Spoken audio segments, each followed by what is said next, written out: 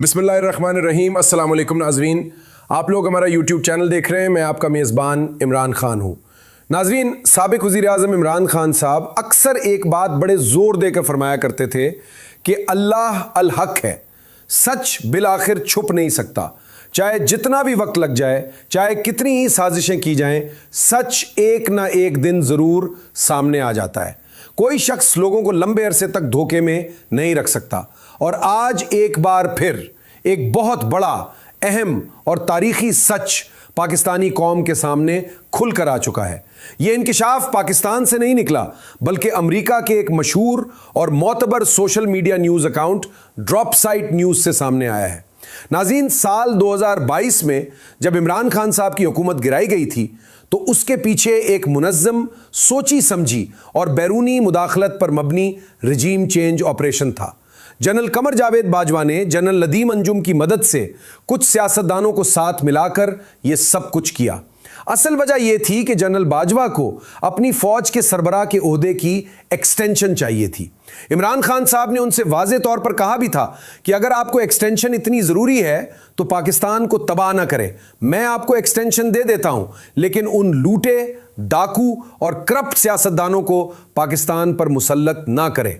मगर उस वक्त तक मामला उनके हाथ से मुकम्मल तौर पर निकल चुका था। जनरल बाजवा ने अमेरिका को मुकम्मल तौर पर कायल कर लिया था। नतीजे में अमेरिका की तरफ से एक अहम सफरी दस्तावेज भेज दी गई, जिसे हम साइफर कहते हैं। इस साइफर में इमरान खान साहब को अमेरिका में एक विलन के तौर पर पेश किया गया, जबकि पाकिस्तान के अंदर उन्हें एक बेमिसाल और मकबूल तरीन लीडर बना दिया गया। उस वक्त इमरान खान साहब ने कौम को बताया था कि अमेरिका ने वाज़े धमकी दी है और इसी धमकी की वजह से उनकी हुकूमत ख़त्म की गई है। नाज़रीन, याद होगा कि जब वो वज़ीर आज़म थे तो 27 मार्च 2022 को इस्लामाबाद के एक बहुत बड़े जलसे में खड़े होकर उन्होंने हाथ में एक कागज़ उठाया, उसे लहराया और फरमाया कि ये मेरे पास सबूत है। उन्होंने साइफर का लफ्ज़ नहीं बोला, बल्कि ख़त कहा, ताकि आम आवाम भी समझ सके। अब वही ख़त, वही दस्तावेज आज पूरी दुनिया के सामने आ चुकी है।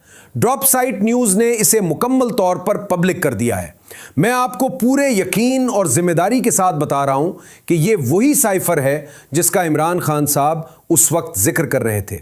मैंने खुद कासिम सूरी साहब से बात की थी और 10 मार्च 2022 को इमरान खान साहब से मुलाकात भी की थी। साइफर 7 मार्च को आया था। तहरीक अदम एतमाद 8 मार्च को पेश हुई थी और 10 मार्च को मेरी उनसे मुलाकात हुई। उस दिन मैंने एक वीलॉग भी किया था, जिसमें मैंने ये बात की थी कि इमरान खान साहब के पास बैरूनी मुदाखलत के वाज़े सबूत मौजूद हैं।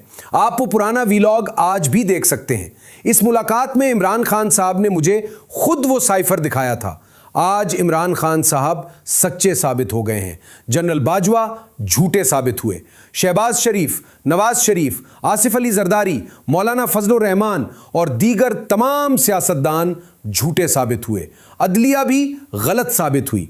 कासिम सूरी साहब की उस वक्त की रूलिंग आज बिल्कुल दुरुस्त साबित हुई है। अब सबके मुंह काला हो चुका है। अब जरा गौर से सुनिए, इस दिन इमरान खान साहब ने जलसे में क्या फरमाया था। मेरे पास ये खत है, ये सबूत है। जो लोग शक कर रहे हैं वो आ सकते हैं, मैं ऑफ द रिकॉर्ड उनको सब कुछ दिखा दूंगा। उन्होंने बड़े दुख और गम के साथ कहा था कि हमें धमकियां दी जा रही हैं, हमारी हुकूमत गिराई जा रही है। उस वक्त के DG ISPR general Iftikhar Babar ने उसे ड्रामा करार दिया था और कहा था कि इसका हकीकत से कोई ताल्लुक नहीं। मगर आज हकीकत सबके सामने है। इमरान खान साहब ने खुद बताया था कि उन्होंने जनरल बाजवा से मशवरा किया था। जनरल बाजवा ने 2 बार कहा था कि आप ज़रूर जाएं, मगर बाद में मिलिट्री इस्टेब्लिशमेंट ने अमेरिका को यह तासुर दिया कि यह सिर्फ इमरान खान का ज़ाती फैसला था, हम उसके हक में नहीं थे।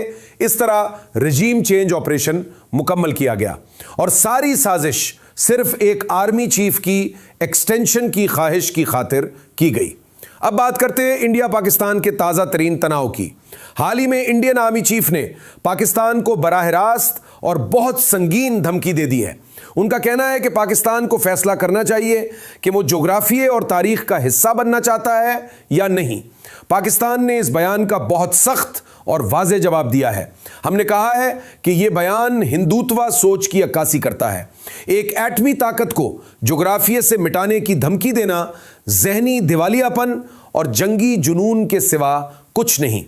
नाज़रीन, नरेंद्र मोदी को फेस सेविंग की बहुत जरूरत है।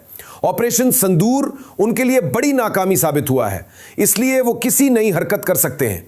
हम पूरी सूरत हाल पर गहरी नजर रखे हुए हैं। कल का दिन बहुत अहम होने वाला है। पाकिस्तान तहरीक इंसाफ समेत दीगर जमातों ने बड़ा दबाव बना रखा है। सुहेल आफरीदी और महमूद खान अचकजई की डेडलाइन भी खत्म हो रही है। एस्टैब्लिशमेंट की तरफ से सख्त पैगाम आया है कि बड़े पैमाने पर एहतजाज ना किया जाए। अगले हफ्ते हम इस मौजू पर तफसील से बात करेंगे कि कल क्या होने वाला है। अब बैनुल-अक़वामी खबरों की तरफ आते हैं। अमेरिका ने यूरोप से बड़ी तादाद में फौजी साजो सामान खलीजी ममालिक की तरफ मुंतकिल करना शुरू कर दिया है।